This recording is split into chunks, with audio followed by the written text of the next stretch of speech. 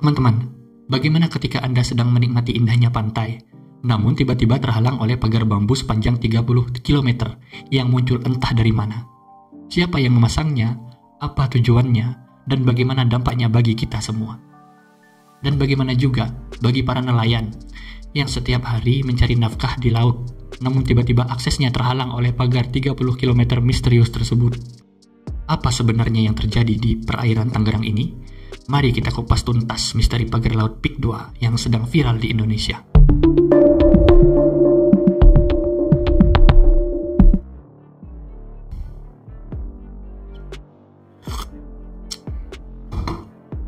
Halo teman-teman, selamat datang kembali.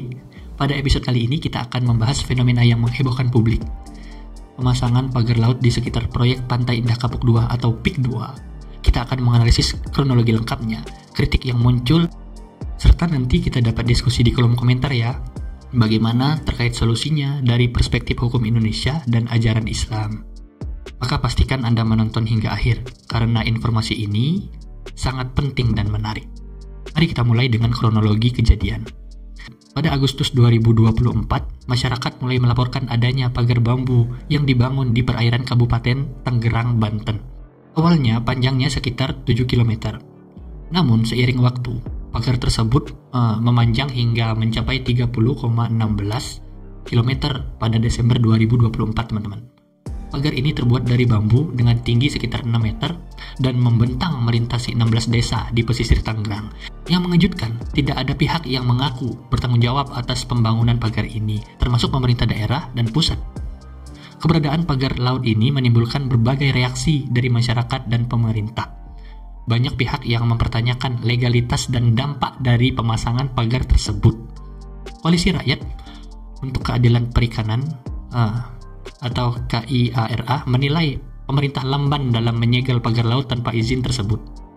Pak Mahfud MD menegaskan bahwa kasus pagar laut di Tangerang serta penerbitan sertifikat hak guna bangunan dan sertifikat hak milik atau SHM di atas laut tidak dapat dianggap enteng. Ia menyebutkan bahwa ini sudah termasuk dalam tindak pidana korupsi. Nah, kemudian kita ke kritik terhadap pemasangan pagar laut. Pemasangan pagar laut ini menuai berbagai kritik dari berbagai kalangan.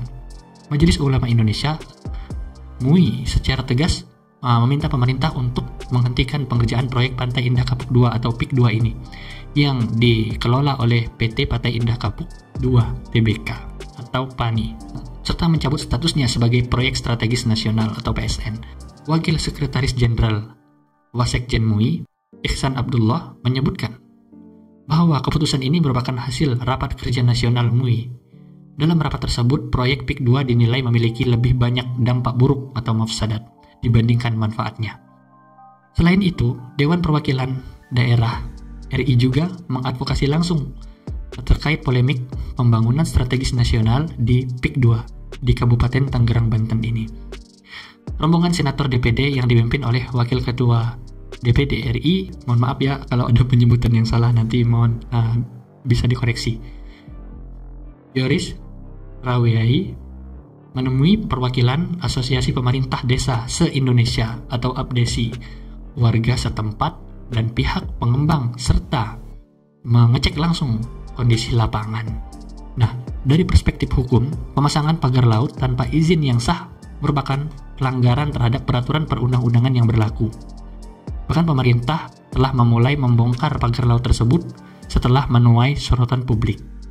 Selain itu, penerbitan sertifikat hak guna bangunan atau SHGB dan sertifikat hak milik atau SHM di atas laut juga menjadi sorotan. Mahfud MD menegaskan bahwa kasus ini sudah masuk dalam tindak pidana korupsi, seperti yang disampaikan sebelumnya. Kemudian bagaimana perspektif Islam terhadap pemasangan pagar laut? Nanti kita bisa diskusi di kolom komentar ya teman-teman. Ini saya sampaikan dari beberapa pendapat para ulama.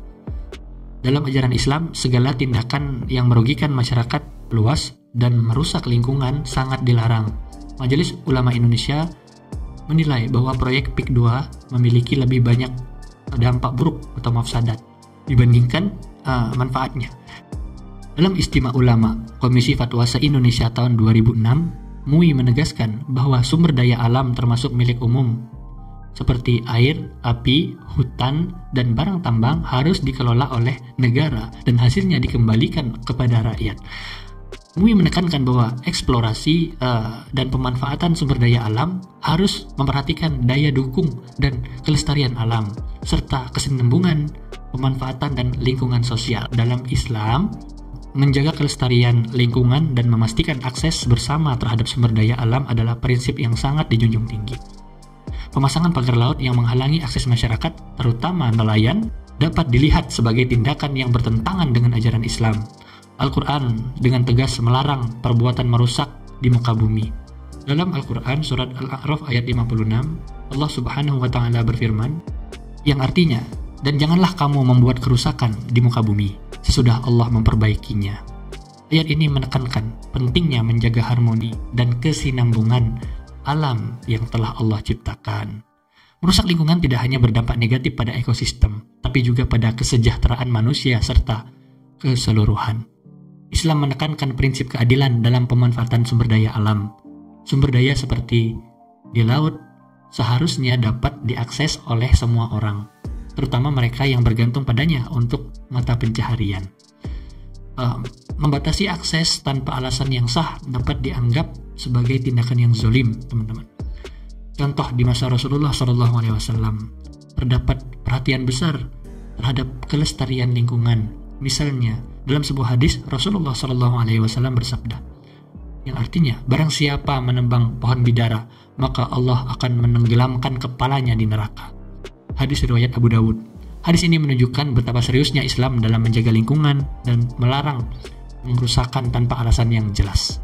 Para ulama sepakat bahwa segala bentuk perusakan yang menyebabkan kerugian bagi masyarakat luas adalah haram.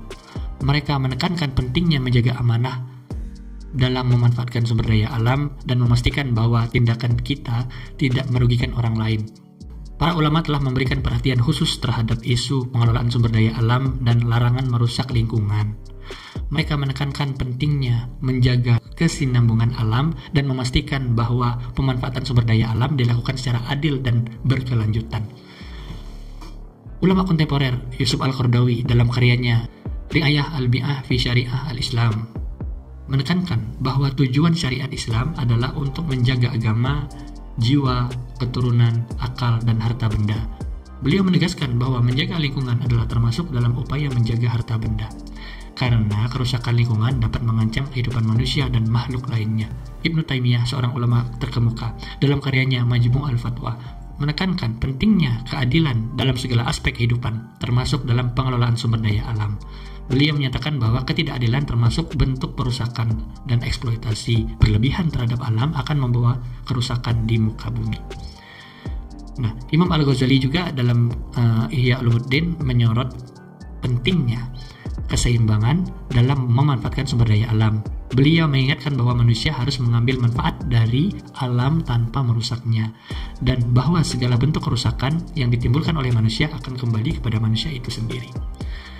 Nah, jadi para ulama telah sepakat bahwa eksploitasi sumber daya alam harus dilakukan dengan bijaksana, adil, dan berkelanjutan. Mereka menekankan bahwa pengerusakan lingkungan dan penguasaan sumber daya alam yang merugikan masyarakat luas adalah tindakan yang tidak dibenarkan dalam Islam. Oleh karena itu, setiap tindakan yang berkaitan dengan pemanfaatan sumber daya alam harus mempertimbangkan dampaknya terhadap lingkungan dan kesejahteraan masyarakat. Dari perspektif Islam, pemasangan pagar laut yang menghalangi akses masyarakat dan berpotensi merusak lingkungan adalah tindakan yang tidak dibenarkan. Umat Islam diingatkan untuk selalu menjaga keseimbangan alam dan memastikan keadilan dalam pemanfaatan sumber daya yang telah Allah amanahkan kepada kita semua. Sumber daya alam yang bersifat strategis menyangkut hajat hidup orang banyak seperti pantai, laut, dan atau sungai harus dikelola sebagai milik umum. Privatisasi dan penguasaan oleh pihak tertentu tanpa izin negara dianggap bertentangan dengan syariah. Rasulullah SAW bersabda, Al-muslimuna syuraka'u fi thalathin, fil ma'i wal kala'i wan nari. Kaum muslimin itu berserikat dalam 3 hal, air, padang rumput, dan api atau sumber energi. Makna berserikat dalam 3 hal, air, padang rumput, dan api. Ketiga hal ini adalah sumber daya vital yang tidak boleh dimonopoli oleh individu atau kelompok, karena menyangkut kebutuhan dasar masyarakat. Air termasuk sungai, laut, dan sumber air alami. Padang rumput, lahan umum untuk mengembala hewan ternak. Api, simbol sumber energi seperti tambang atau listrik dan yang lainnya.